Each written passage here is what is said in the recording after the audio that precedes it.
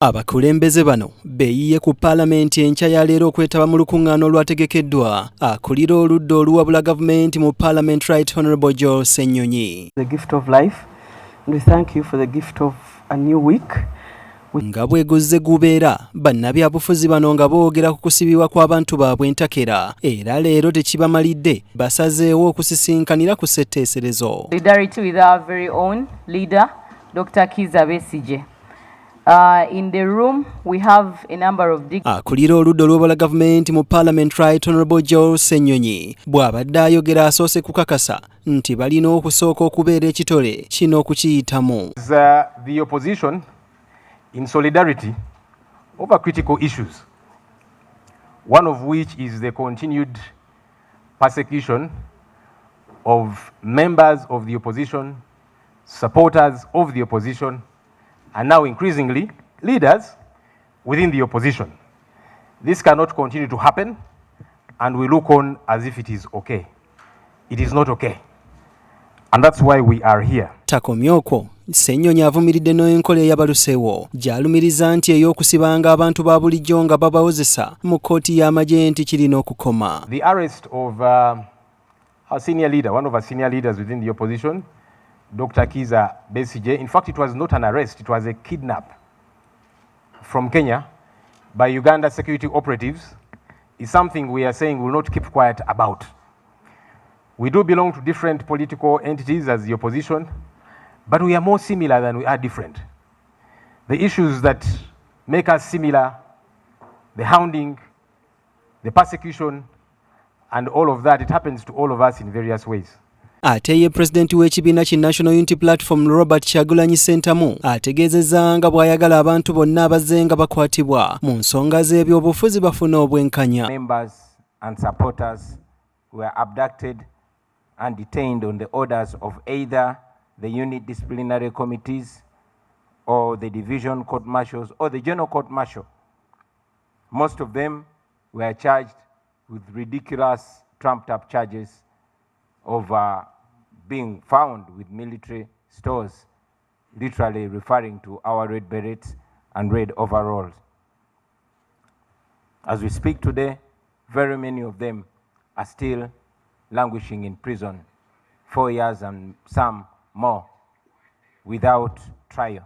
Jeno Mugisha Muntu owa Alliance for National Transformation oba ANT agamba bino byonna babikole naye bajjukire nti byandikyuka nti era baali balina okumulinda n'akomawo kubanga si yali wa kulemerayo. Tebakyayina image gye baprotectinga kwegamba bagamba nti katukikole kubanga tekuliko kye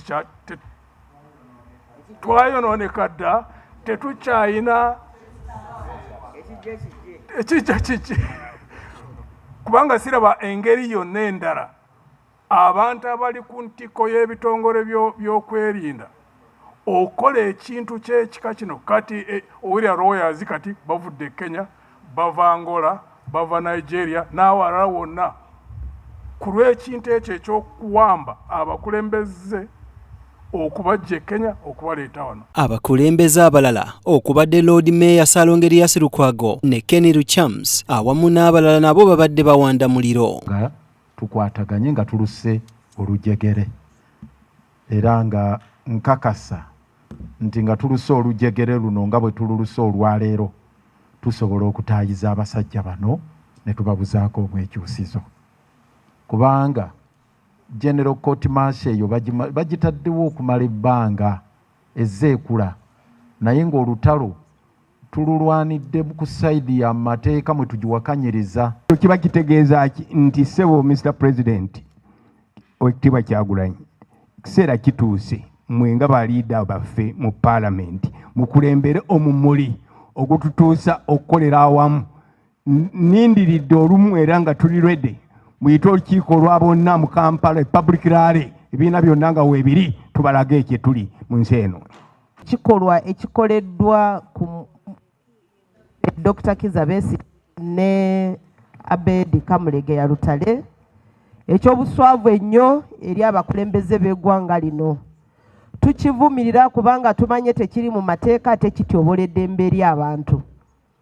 Bannayuganda mwenna gye muli temulowooza nti bino ebigenda mu maaso tebibakwatako ne mulowooza nti ebyo bya Dr. Kizza Besigye oba by'abanabufuzi. Ekikoleddwa ku bannaffe bano kiyinza kukolebwa ku muntu yenna. Bw'olaba nti kati buli omu aba atali mu NRM bamulaba ng'omulabe, bw'ona gy'oli. Middle class baliriddawo, abali middle class bali mu maduuka gaabwe bagamba nti bino tebibakwatako. Bannamawulire nga muggyeko okuripootinga bino tebibakwatako. Freddie Chris Kisao, John William Ogenda, BTM Community Report.